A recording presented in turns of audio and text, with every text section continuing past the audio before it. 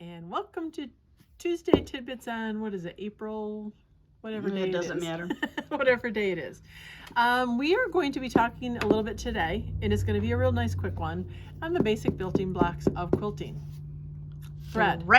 Which without thread, we can do absolutely nothing. So it's a very integral, very important thing to talk about real quick. So what we want is, thread obviously comes in different weights. And we're just going to be talking about piecing threads today. So in other words, just the generic threads you really want to use for your quilting. Can I do a comment? Sure. Do I have a choice to or not? Yeah, because I got the finger on the button. Yeah. I can't tell you how many times we heard the story about, well, I have my grandmother's old sewing basket with the wooden spool threads. No, if you have those, there is a use for those. They're pretty on your table. Yeah, or put them in a nice basket and just display them. Yeah, but you can also nice use them for basting something. That would be perfectly fine. Right. But please don't use those. Pins for them. Yeah, don't use those for piecing, constructing. Yeah, it's not a good idea. They don't have the strength anymore, so really those are just put them in a nice pretty bowl and let them be pretty on your table. So for just general piecing, we prefer using a 50 weight thread, and we like the Mettler. That was because way back when we started the shop, and you'll have to, those of you who are a little bit younger than us will have to Google Harriet Hargrave. She still is doing a lot of stuff, but she was the queen mother of machine quilting, and we actually had her in the shop to teach for us. And she's like, you've got to get Mettler thread. It's the best one out there. And I know there's a lot more threads on the market from when we first started, but we've just always stuck with it because we've really liked it. The one thing is, they say on all of their packaging, they say silk finish, and that has been so misleading to so many people. It's not that it has silk in it. This is a 100% cotton thread. The silk finish just means that it has a polish to it. So it's that shiny. If you looked at this under a microphone, you're not going to have all these little filaments coming out from it. It's really nice, a nice strand of thread, which that in leads means to that it's going to lint less in your machine. And goodness knows, all right, raise your hand if you've cleaned out your machine lately. Yeah, I'm not seeing a whole lot out there. But anyway, so Mettler thread is what we have stuck with. And for piecing, to us, there's just basic colors. The rule of thumb always was, if you're sewing white to white on your quilt, you want to go with a white thread. If you're sewing dark to dark, then you want to go with a dark thread. But we've basically come up with kind of a palette of basic threads that we like to go with. So anyways, going back, I kind of diverted myself. 60 weight thread. That's the, 50 weight thread. I was going to say 50. Back up the boat. 50 weight thread. And the way the thread goes is, the higher the number, the finer the thread. So a 60 weight is going to be finer, and so on and so forth. But if you go to a 40 weight thread, it's going to be a heavier thread. I don't know why they did the scales different the way they do machine needles, but they did. I wish they would have done everything together. So anyways, the higher the number, the finer, lower the number, the heavier the thread. 50 weight is pretty much kind of in the middle. So what we like to do is just use generic colors for our piecing. And again, it goes back to that light, medium, dark. Are the pieces in my quilt more on the lighter side, more on the medium side, more on the dark side? But this and this are like my two faves. You've got a medium beige and a medium gray. The gray is looking darker on the camera, but it really is a medium gray. It is a medium gray. And that pretty much does everything that I really want to do, so that I don't have to have this whole array of colors of threads on my walls when I do my piecing. And the nice thing about these is the cones are very, very economical.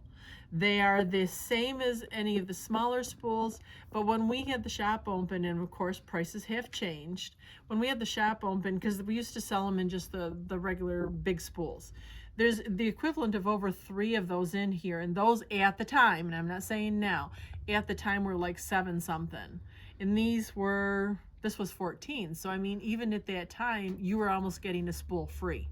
So when you go back to basic threads, the nice big cones are the way to go. But with that little caveat, you then have to have some way, because with a cone, you obviously can't fit it on your machine, either this way or this way, but they need to be pulled from the top this way. The thread has to come off them because of the way they've been spun. So you either need to have a wonderful thread stand, and this is the one we like. It's a Superior. And the reason why we like it is because it has a nice base to it. It's not going to tip over, and it has a nice telescoping piece to it.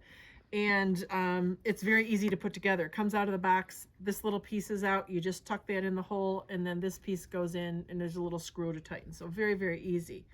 But then your thread is then doing exactly what you need to have happen. Whoops, a little tight there. It is. You just took it out of the box. It needs to be broken in just a tad. Broken in a little bit, and I should have done that before we started the camera, but that's okay. We'll get it in there. Oh, that's looking really well. Maybe.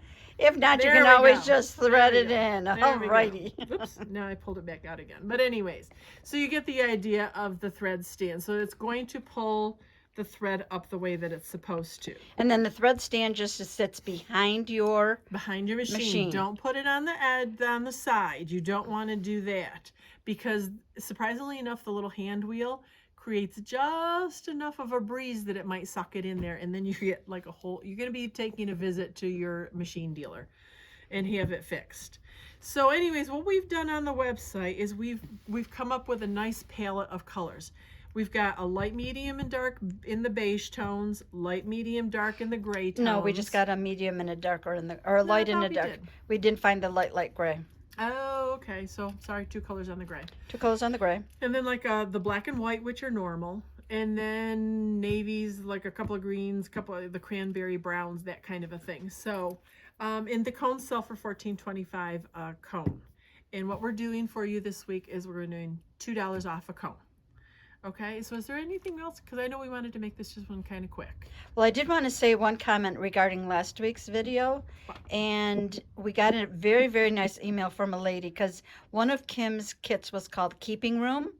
And we were all like, well, what is she talking about that? And she had the historical facts. A keeping room was the room next to the kitchen, and it was always the warmest room in the house next to the kitchen, because it was next to the kitchen. So that's where people would keep company, by sitting in that room and chatting with the women who were doing all the cooking. So hence became the name Keeping Room. And for some reason, Kim used that for her description. Don't know what that's all about, but that's what Keeping Room is all about. So I thought that was very interesting. It was cute. It was great. Yeah, we love seeing or hearing little tidbits like that. Yeah. So the thread is just the Mettler's cones.